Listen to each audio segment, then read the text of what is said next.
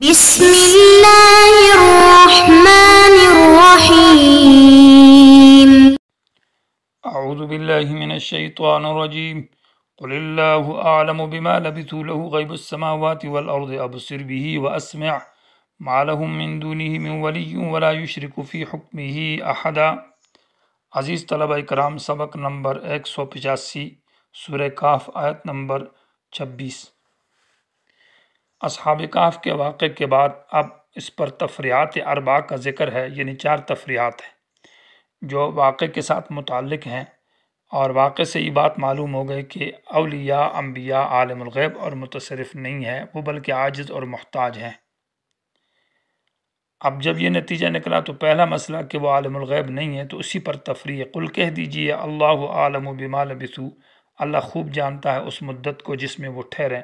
کیوں جانتا ہے؟ اس لیے کہ لہو غیب السماوات والارض، اللہ ہی کے لیے آسمان اور زمین کی غیب اور چھپی ہوئی چیزیں۔ تو غائبدان صرف اور صرف اللہ کی ذات ہے، اولیاء غائبدان نہیں ہے، انبیاء غائبدان نہیں ہے، انسان اور جنات اللہ تعالیٰ کے ساتھ اس صفت غیبوبت میں شریک نہیں ہے۔ ابصر بھی، کیا ہی خوب دیکھتا ہے اللہ، و اسمع، اور کیا ہی خوب سنتا ہے۔ ما لہم، نہیں ہے ان لوگوں کے لیے، من دونہ، اللہ کے سوا میں، ولی، کوئی مددگار۔ جیسے کہ لوگوں کا عقیدہ ہے کہ ولی مدد کریں گے، اولیاء یہ سفارش کریں گے، اور شفاعت قہریہ جو دنیا کے اندر مانتے ہیں، اور شفاعت بلا اذن جس کی تفصیل پیچھے صورتوں میں گزر چکی ہے، ان کے لیے ایسا عقیدہ رکھنا یہ درست نہیں ہے۔ ولا یشرک فی حکمہ احدا، اور نہیں شریک ٹھہراتا اللہ تعالیٰ فی حکمہ، اپنے کام میں، اپنے اختیار اور قدرت اور کام میں، احدن، کسی کو بھی۔ ابصر بھی، یہ فعل تعجب کا صیغہ ہے، اور با جو ہے یہ فاعل کے اوپر داخل ہے، یہی ضمیر فاعل ہے، تو ابصر بھی کا معنی یہ ہے، ابصر بمعنی ابصر فعل ہے، اور با زائدہ جار ہے، اور یہی ضمیر اس کا مجرور اور مرفوع معنی فاعل ہے، مجرور بھی محلن ہے اور مرفوع معنی فاعل ہے۔ معنی کیا ہی خوب دیکھنے والا ہے اللہ، اللہ ہی خوب دیکھتا ہے، کوئی نہیں دیکھ سکتا۔ کسی ولی کو پتہ نہیں ہے کہ اس کا مرید، لوگ جو عبادت کرتے ہیں اپنے معبودوں کی، تو معبود کی عبادت تو تب کی جائے گی، اور اس سے نفع نقصان کا مالک تو تب سمجھا جائے گا کہ اس کے حال سے خبر ہو، جبکہ اپنے معبود کو، اپنے عابد کے حال ہی کا پتہ نہیں ہے کہ وہ بیمار ہے یا وہ تکلیف میں ہے یا وہ خوشی میں ہے یا راحت میں، تو وہ مدد کیا کر سکے گا۔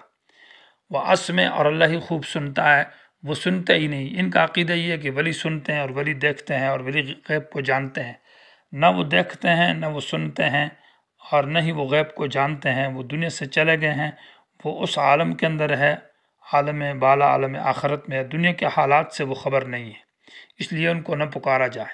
ما لہم، نہیں ہے ان لوگوں کے لیے، من دون اللہ کے سوا کوئی، من ولی، مانا مددگار، مدد اللہ کے سوا کوئی نہیں کر سکتا۔ ولا یشرک فی حکمہ احدا، یہ رد ہے ان لوگوں پر کہ جو کہتے ہیں کہ اولیاء کے پاس بھی ہم غیب کا علم مانتے ہیں، یا قدرت اور اختیار اور تصرف واقداری مانتے ہیں، تو ہم عطائی مانتے ہیں، ذاتی نہیں مانتے۔ بھائی تمہارے پاس کون سا ذاتی علم ہے؟ ذاتی علم تو کسی کے پاس ہے نہیں ہے۔ تمہارے پاس جو حصہ ہے، تمہیں جو اللہ نے روزی دی ہے، جسم دیا، کھانا دیا، یہ سب اللہ ہی نے دیا، اسی کو عطائی کہا جاتا ہے۔ تو بات تو ذاتی تو کسی کے پاس ہے ہی نہیں ہے، لڑائی اور جھگڑا ہی عطائی کے اندر ہے۔ اللہ تعالیٰ کہتا ہے میں نے اپنی صفات، میں نے خدائی کی صفات، اور میں نے خدائی اختیارات، علم غیب اور تصرف اور قدرت اور اختیار، نفع نقصان، یہ عطائی میں نے کسی کو نہیں دی، میرے ساتھ اس میں کوئی شریک نہیں ہے۔ اس آیت کے اندر رد ہے شرکی عطائی کے اوپر، کہ جو اللہ تعالیٰ کے لیے علم غیب عطائی مانتے ہیں، قدرت و تصرف اور اختیارات عطائی مانتے ہیں، ان کے ہاتھ میں نفع نقصان مانتے ہیں، اسی پر رد ہے۔ یہ معنی ولا یشرک، نہیں شریک ٹھہرایا اللہ تعالیٰ نے، فی حکم ہی، اپنے کام میں، اپنے قدرت اور تصرف اور اختیار میں، احدن، کسی کو بھی۔ اور احد جو ہے نا، یہ بتوں کے لیے نہیں ہے، بلکہ احد کا لفظ یہ ذوی العقول کے لیے آتا ہے، معنی انسانوں کو، ولیوں کو، بزرگوں کو اللہ نے یہ کسی کو شریک نہیں ٹھہرایا اپنے کام میں۔ اور حکم سے مراد حکم تشریع بھی ہے، تو ولا یشرک، نہیں شریک ٹھہرایا اللہ تعالیٰ نے، فی حکم، اپنے قانون بنانے میں۔ اللہ تعالیٰ جو انسانوں کا قانون بناتا ہے، تو قانون بنانے کے لیے ضروری ہے کہ وہ عالم الغیب ہو۔ کیوں؟ کہ انسانوں کی ضرورتیں، حاجتیں، پریشانیوں کو، مشکلات کو جانتا ہے، آج کیا ہے، کل کے لیے کیا ہے، آئندہ کیا ہے۔ انسان جب قانون بناتے ہیں تو ان کو حاجتیں سب کی معلوم نہیں ہیں، سب کے حالات سے وہ خبر نہیں، اس لیے ان کے قانون ناقص ہوتے ہیں اور ٹوٹ جاتے ہیں، اور وہ وقتی طور پر چلتے ہیں، پھر نہیں چل سکتے ہیں۔ اللہ ہی وہ ذات ہے جس کا قانون ابدی اور دائمی ہے، اور تمام انسانوں کے لیے خیر قیامت تک کے لیے وہ فلاح اور کامیابی ہے، کیونکہ اللہ تعالیٰ تمام انسانوں کے قیامت تک کے حالات کو جانتا ہے۔ تو ولا یشرک فی حکم ہی احدا، اللہ نہیں شریک ٹھہراتا اپنے حکم تشریع اور حکم تکوینی دونوں کے اندر کسی کو بھی۔ دوسرا مسئلہ یہ ہے کہ وَاتْلُ مَا أُوحِيَ إِلَيْكَ عالم الغیب اور متصرف اللہ ہے، اس میں اللہ کے ساتھ کوئی شریک نہیں ہے۔ پہلا مسئلہ یہ حاصل نکلا تفریع اصحاب کہف کے واقعے سے۔ دوسری بات یہ کہ دین بیان کر، جیسے اصحاب کہف نے ظالم بادشاہ کے سامنے کلمہ حق اور دین بیان کیا، آپ بھی بیان کرتے جائیں، اللہ تعالیٰ آپ کی مدد کرے گا جیسے اللہ تعالیٰ نے اصحاب کہف کی مدد کی ہے۔ وَاتْلُ بیان کر ماں اس چیز کو اوحی الیک جو تیری طرف وحی کی گئی ہے، من کتاب ربی کا، تیرے رب کی کتاب میں سے، اللہ کے دین کو، اللہ کی کتاب کو بیان کر جیسے اصحاب کہف نے دین بیان کیا۔ لا مبدل لکلماتی، نہیں ہے کوئی تبدیل کرنے والا لکلماتی، اللہ کے کلمات کو، کلمات سے مراد قرآن ہے، اللہ تعالیٰ کی اس کتاب کو کوئی تبدیل نہیں کر سکتا، یہ جاری رہے گی اور یہ ثابت ہو کر رہے گی۔ یا لکلماتی زمان اللہ کی تقدیر، اللہ نے جو تقدیر لکھی ہے وہ ہو کر رہے گی، کوئی کسی کو نقصان اور نفع نہیں دے سکتا۔ اللہ نے جس کے لیے نفع لکھا ہے وہ نفع مل کر رہے گا، جو نقصان لکھا ہے وہ مل کر رہے گا۔ امر بالمعروف اور نہی عن المنکر سے روکنے سے انسان کا یہ نہیں کہ رزق بند ہوتا ہے یا نقصان ہوتا ہے، ذلت اور عزت اللہ نے پہلے سے لکھی ہے۔ یا لکلمات ہی سے مراد اللہ کی مدد ہے کہ کوئی اللہ کی مدد کو تبدیل کرنے والا نہیں، اللہ کی مدد جب آئے گی تو وہ آ کر رہے گی۔ یا لکلمات ہی سے یہ کلمات خمسہ ماقبل میں مراد ہے کہ اللہ تعالیٰ کے کلمات کو کوئی تبدیل کرنے والا نہیں ہے۔ پہلا کلمہ لہو غیب السماوات والارض، کہ غیبدان صرف اللہ ہے، اس کلمے کو کوئی تبدیل نہیں کر سکتا۔ دوسرا کلمہ ہے ابصر بھی و اسمع، کہ اللہ خوب دیکھتا ہے اور سنتا ہے، اور کوئی اللہ کے ساتھ اس صفت میں شریک نہیں ہے کہ بلا اسباب وہ دیکھ سکے اور وہ سن سکے۔ تیسرا کلمہ ہے ما لہم من دون من ولی، اللہ کے سوا کوئی مددگار نہیں ہے۔ اور چوتھا کلمہ ہے ولا یشرک فی حکمی احدا، اللہ تعالیٰ نے اپنے قانون میں کسی کو شریک نہیں ٹھہرایا، حکم تکوینی اور تشریع اور اختیار اور تصرف میں۔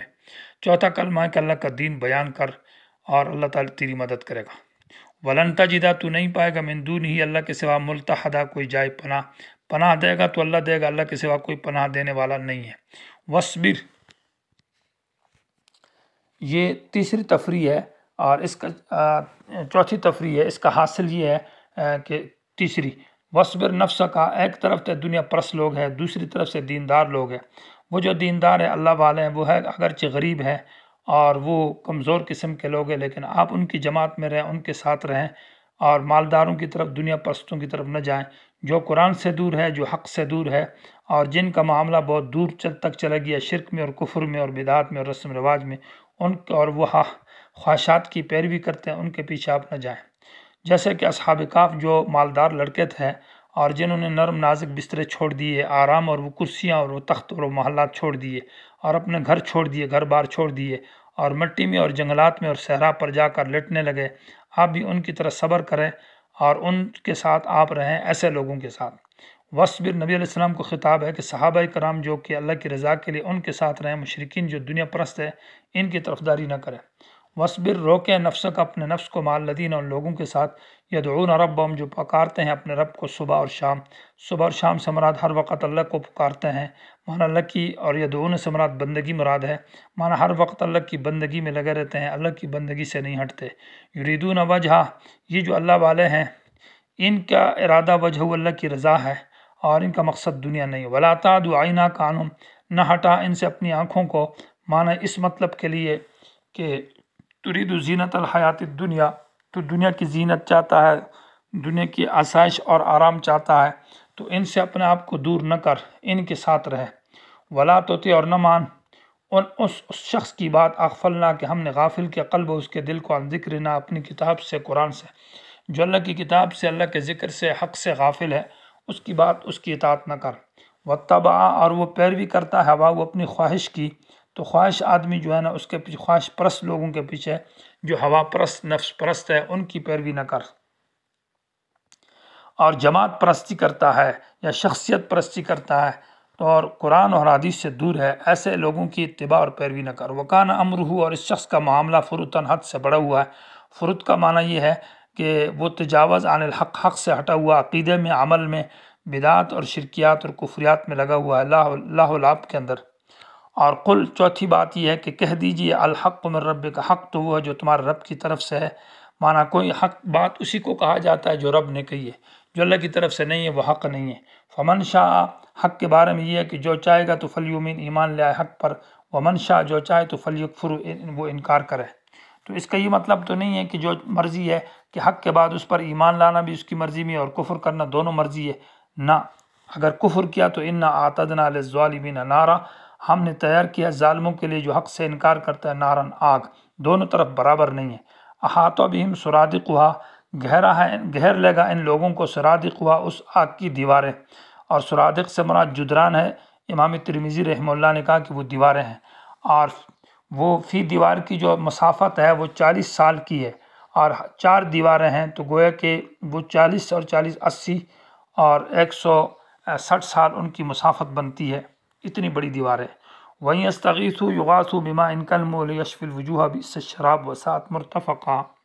اور اگر یہ فریاد کریں گے، یستغیثوا مانا فریاد کریں گے اللہ کے سامنے، تو یغاثوا ان کی فریاد رسی کی جائے گی، بماء ایسے پانی کے ساتھ، کالمہل جو گرم تیل کی تلچھٹ کی طرح ہوگا، یا نحاسن مذابن پگھلے ہوئے تانبے کی طرح ہوگا، یا نحاسن مانا زرد پیپ کی طرح ہوگی جو پیلے رنگ کا ہوگا، یشوی الوجوہ جو چہروں کو جھلس دے گا، مانا جیسا ہی وہ گرم پانی چہرے کے سامنے کیا جائے گا تو چہرے کا سارا گوشت گل سڑ کر نیچے اس میں لگ جائے گا اور چہرہ خار ہڈیوں والا رہ جائے گا۔